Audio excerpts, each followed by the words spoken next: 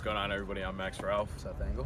One last time here in Beaver Stadium for the 2022 season. We are the 1-0 podcast, bringing you an instant reaction.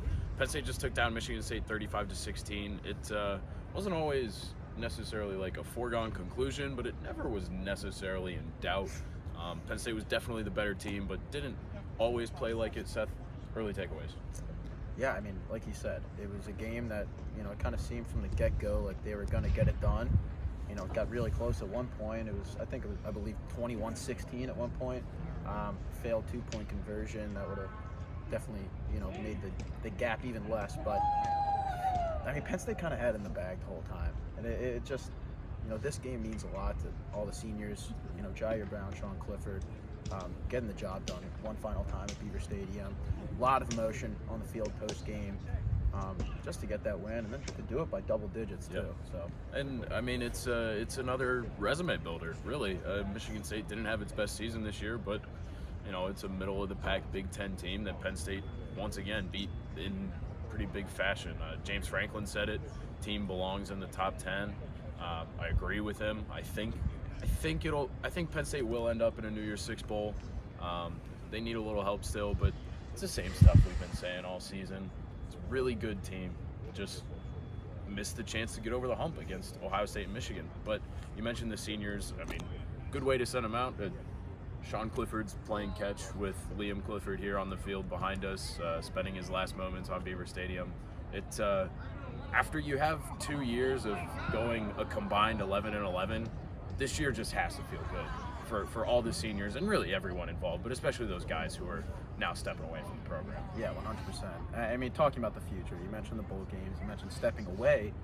Sean Clifford's not ready to hang up the cleats quite yet. He's going to play in the bowl game. He confirmed that to us after the game.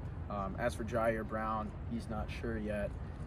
We know that, Jair will likely, be drafted when the time comes. Sean, he'll likely test the waters, and we'll see what happens there, but he will definitely be playing in that bowl game. A lot different than last year when we talk about bowl prep and then also just, the outlook on the team, especially when you take into consideration potential opt-outs.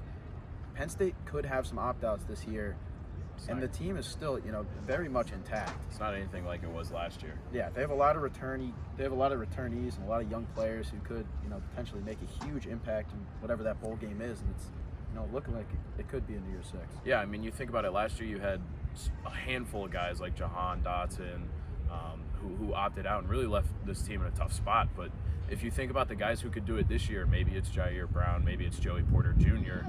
It's not much of a hindrance because the safety room is so deep with young guys. The corner room is so deep. There's just, especially on that defensive side, there are so many young guys playing this year right now. And we always kind of use bowl games as a peek into next year. And Penn State's in good shape, really. The same team. Yeah. I mean, it's basically like looking at it, it's like the same team if you take into account maybe like 1 or 2 injuries. That's what it would be like on like a normal week, but it would be a bowl game. I wouldn't see more than like 4 players opting out, and it's just it's a big deal for Penn State to have put together a 10-win season with that many young contributors. So this program's going in the right direction, and I think that's the best way to say it. That's it from us. Appreciate you following along with us all season. We'll have one more set of coverage for you whenever we find out what the bowl game is. But keep following along with us until then on collegian.psu.edu and on Twitter at PSU Footblog and 1-0 Pod. Peace.